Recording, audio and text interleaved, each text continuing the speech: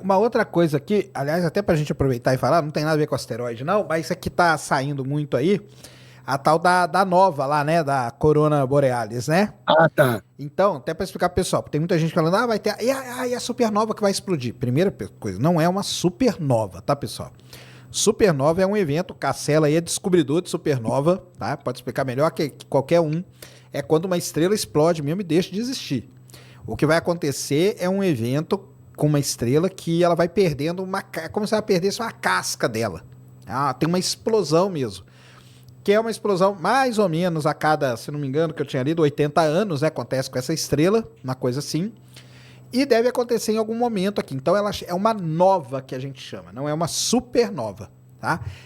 Vai ser visível do Brasil essa, Castelo, ou não? Como que é? Ah, é visível aqui de qualquer lugar do Brasil. O que acontece é o seguinte, eu já descobri algumas estrelas dessas. Então, essa estrela, né, a gente chama de variável cataclísmica, esse tipo de estrela que explode, né? Estrela variável é porque muda de brilho. Isso. Então, uma estrela desse tipo aí, o que é isso? Na realidade, são duas. Então, tem uma estrela que está maior e tem uma estrela girando em torno, tá? E ela vai transferindo massa de uma para outra. Existe um determinado momento em que há é como se fosse, vou imaginar que fosse um curto-circuito, como se fosse um curto-circuito. Passa uma quantidade maior e essa quantidade maior gera como se fosse uma explosão e o brilho da estrela aumenta muito. Mas aquilo se desfaz logo em seguida. Então, como você mencionou, não há destruição nem de uma estrela nem da outra, são variáveis periódicas, né? Desse tipo. Então. O nome, vamos dizer, o nome correto científico é esse que o Cassela falou. É que a gente simplifica e chama de nova. Porque é como se uma nova estrela aparecesse no céu, vamos dizer assim. Bem simples, sabe, pessoal? Mas não é, porque a estrela já está lá. Só que como ela brilha por conta dessa. Quando ela perde essa camada aí dela, ela dá um brilho. É uma coisa não. O pessoal antigamente via, né? E aí respeitou o nome, né? Ficou o nome, nós deixamos. Mas é isso aí, é uma variável que muda de brilho, cataclísmica, porque acontece esses. As novas, né? Vamos dizer assim, né? Que existe, né? A estrela nova mesmo. Tipo assim, a estrela nova, ela tem uma variação de magnitude, só para comparar, né? Isso. Por exemplo, uma estrela dessa nova recorrente, né? Que eu te falei, eu já descobri algumas dessas. Ao vivo, inclusive, eu já descobri ao vivo numa live. Porque às vezes eu faço live buscando objetos novos no céu para o pessoal acompanhar.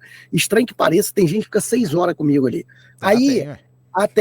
Eu já descobri ao vivo e já reportei para os observatórios ao vivo para eles verem. Mas essas estrelas, elas têm variação de brilho em torno de 6 magnitudes. Então, ela sai da magnitude dela normal e aumenta a 6, normalmente, por volta disso.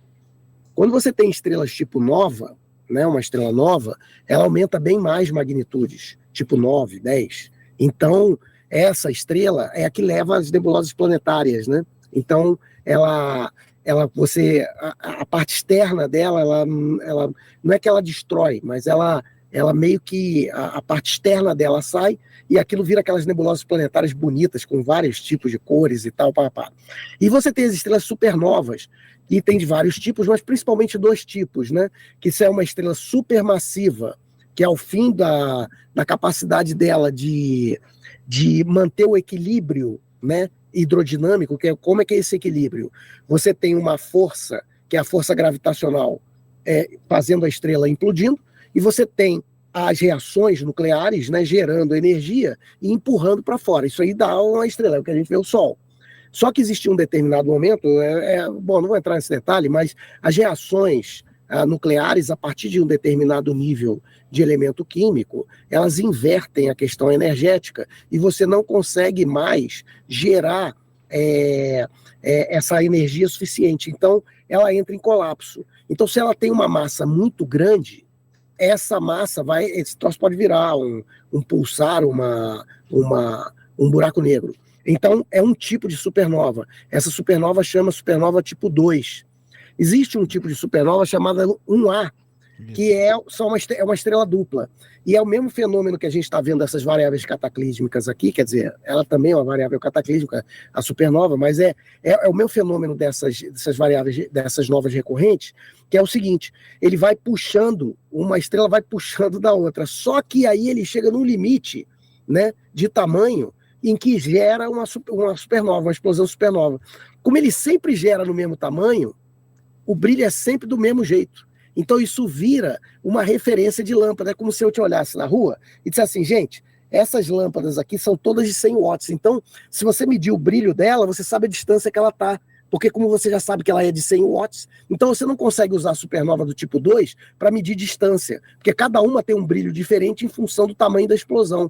Mas as supernovas tipo 1A, elas têm o mesmo brilho absoluto. Então, quando você olha, você sabe a distância que ela está.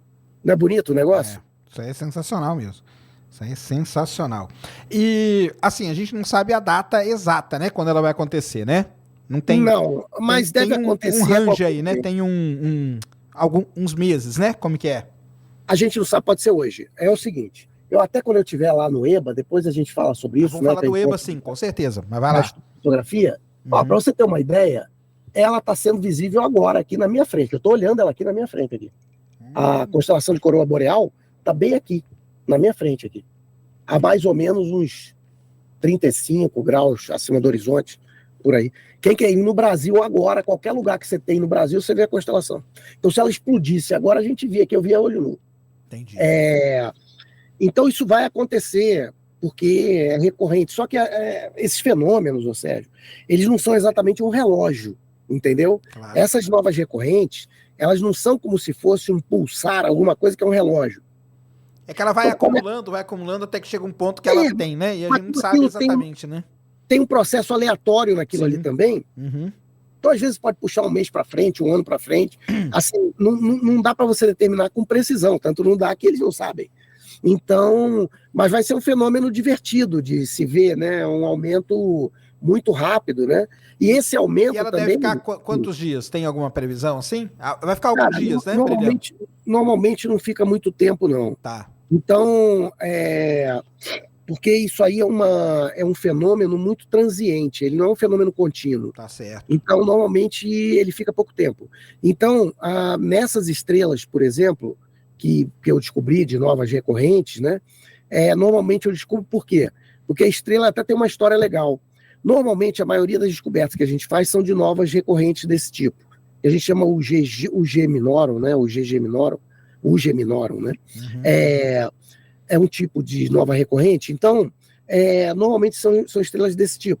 Só que quando a gente vai observar nos catálogos, a gente vê que ela existia. Então, por exemplo, eu vejo uma estrela que explodiu. E aí, qual é a cor dela? É azul, porque o azul é que é quente, né? Não é vermelho. Sim. Vermelho é frio. Uhum. Então, ela fica azul. E aí a gente vai ver naquela posição, tinha uma estrela 5, 6 magnitudes mais fraca, que é o progenitor, que a gente chama, ou seja, a estrela que deu origem àquela explosão. Certinho. Só que às vezes acontecem coisas diferentes. Então, por exemplo, eu descobri uma supernova super luminosa, até saiu num paper aí há uns meses atrás, que o que é isso?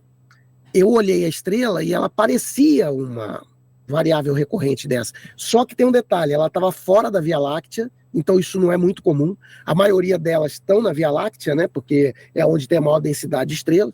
Ela não estava, ela estava na constelação de Antlia, só que quando eu olhava lá, não tinha nada no lugar. Uhum. E aí, quando eu mandei esse reporte, o que aconteceu?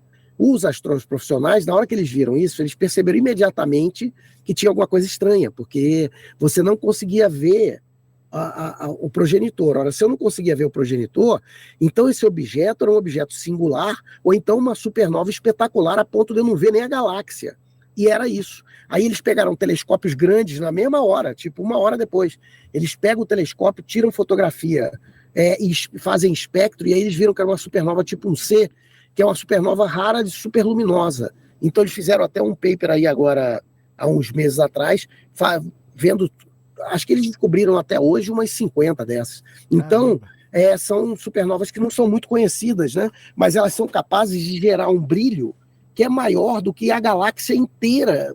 Assim, é uma coisa absurda, é inconcebível, entendeu? Uhum. É uma coisa espetacular. Então, assim, essas variáveis cataclísmicas, supernovas, novas, variáveis novas recorrentes e tal, simbióticas, são fantásticas. E tá olhando para ela aí direto aí, tá vendo se pega, como que é. Não, eu não sigo não tá muito isso, interessado não. com isso, entendi. Tá. Eu não sigo pelo seguinte, porque eu tendo aqui fazer, Sérgio, é o seguinte, o que eu tendo fazer? A gente está numa posição muito privilegiada, né? Porque nós estamos no hemisfério sul e a gente está na frente do Chile. Isso significa o quê? Que qualquer objeto que a gente veja, a última vez que ele foi visto normalmente é na Austrália, porque na África do Sul existe telescópio, mas é telescópio profissional. Telescópio amador tem muito pouca gente. Então você tem na Austrália e tem na América do Sul. E aí o que acontece? Então a gente é o primeiro, eu consigo descobrir aqui antes do Chile, porque o Chile ainda está de dia. E nós estamos no hemisfério sul, então eu vejo coisa aqui que o cara no hemisfério norte não vê. Então a gente está numa posição muito privilegiada para fazer essas descobertas, né? Sim, então isso aí eu sempre tento estimular as pessoas, né, para isso.